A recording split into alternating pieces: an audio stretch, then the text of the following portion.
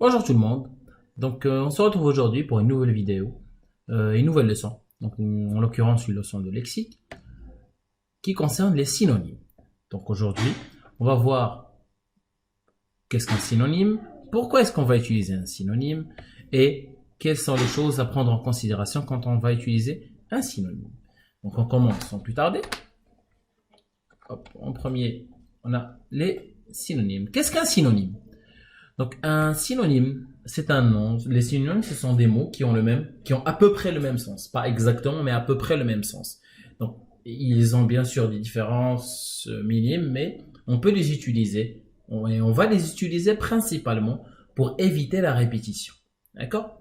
Donc, on va vous donner certains exemples. Donc, par exemple, on a les synonymes de maison. Dans le mot maison, on peut avoir donc on a maison, logement, baraque, demeure, pavillon, château, etc. Donc ce sont tous des synonymes du mot maison, mais avec certaines nuances, quelques différences qu'on va voir, on va aborder par la suite. Donc on a aussi par exemple, comme vous le voyez, voyage et expédition qui sont des synonymes. Donc bien sûr, comme je vous ai dit, les synonymes ont beau être utilisés pour éviter la répétition, mais il faut faire très attention parce que les synonymes n'ont pas exactement le même sens. On va y revenir après. Donc, comme dans cet exemple, regardez. Voyage et expédition sont des synonymes, mais quand on dit une expédition polaire, donc une expédition c'est une sorte de voyage qui est fait pour la recherche. Et le mot expédition est précis. Il est utilisé pour décrire ce genre de choses. Par exemple, mais aussi, par contre, si on dit voyage touristique, donc c'est un voyage qui est fait pour le tourisme, pour voir d'autres paysages et s'amuser un petit peu, et non pas une expédition. D'accord? Donc ça, il faut le prendre en considération. Donc et bien sûr, un mot peut avoir plusieurs sens. On peut avoir un seul mot qui va donner, enfin qui va avoir beaucoup de synonymes. Bien sûr, là il faut tenir en compte, on fait prendre en compte la phrase en entier, le sens qu'on veut donner. Et à partir de ce sens-là, on va choisir le bon mot et le bon synonyme qui va avec. Comme vous le voyez dans le deuxième exemple, donc voyage et expédition, ils sont synonymes mais ils ont des sens différents. Et si on dit je vais dans une expédition polaire, je ne peux pas la remplacer par je vais dans un voyage polaire, c'est faux. Donc ensuite, bien sûr, comme je vous ai dit, donc plusieurs synonymes, comme on a vu logement, baraque, demeure. Donc fatigué, c'est la même chose que harassé, fourbu, laid, traîné, éreinté, excusez-moi, et éreinté. Donc ce sont tous des synonymes avec des nuances, mais ce sont tous des synonymes du mot fatigué. Donc le synonyme, comme je vous ai dit, il faut choisir le synonyme avec prudence.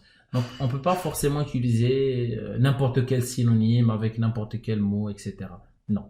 Il y a deux règles précises à suivre.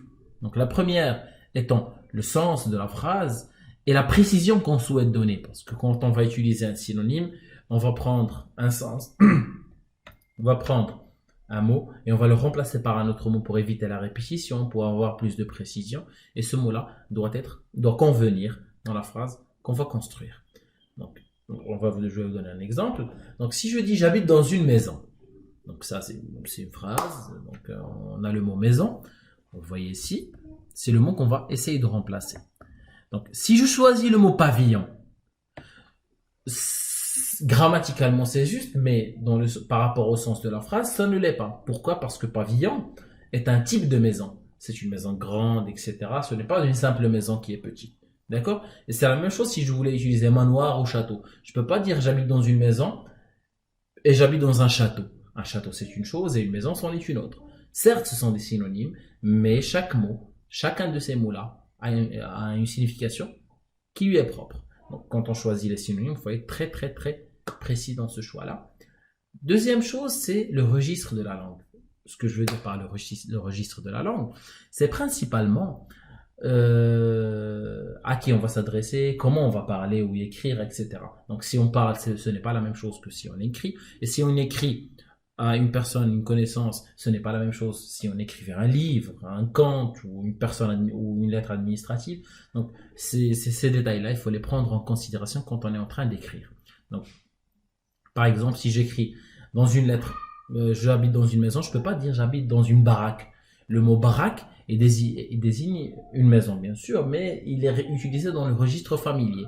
D'accord? Donc, il est utilisé dans un registre parlé, familier, usuel de tous les jours, et non pas un registre littéraire qu'on va écrire. D'accord?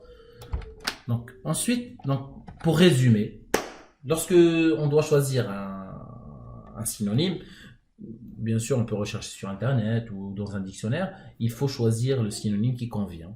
Il faut veiller à ce que le bon registre soit respecté, à ce que le bon sens soit respecté aussi. Deuxième chose, et ça vous le savez, enfin dernière chose, et ça vous le savez sûrement, c'est qu'un synonyme doit être de la même classe grammaticale. Ça veut dire, si on a le mot, si on a un mot, par exemple beau, magnifique, ce sont des adjectifs, il faut respecter donc cette règle-là. Le synonyme d'un adjectif est un adjectif, le synonyme d'un mot est un mot, le synonyme d'un verbe est un verbe, le synonyme, de toutes les manières, il faut toujours respecter la même classe grammaticale. Donc un verbe, son synonyme serait un verbe. Un mot, un nom, son synonyme serait un nom. Un adverbe, son synonyme serait un adverbe, ainsi de suite. D'accord? Donc il faut toujours respecter cette règle-là. Et c'est à peu près tout. Donc il faut bien sûr pour augmenter son vocabulaire, il faut lire. Parce que les synonymes, ça s'acquiert comme ça. Lire des histoires, des contes, des livres, quels qu'ils soient. Cela nous aide à améliorer notre vocabulaire et de ce fait augmenter la liste des synonymes qu'on a dans la tête sans avoir à chercher sur Internet ou dans un dictionnaire. Et sur ce, je vous souhaite une bonne soirée, une bonne journée et à la prochaine. Donc, je reste à disposition pour toutes les interventions que vous voulez. Si vous n'avez pas compris quoi que ce soit, vous pouvez me contacter directement. Je répondrai à vos questions. Bonne soirée à vous, bonne journée à vous.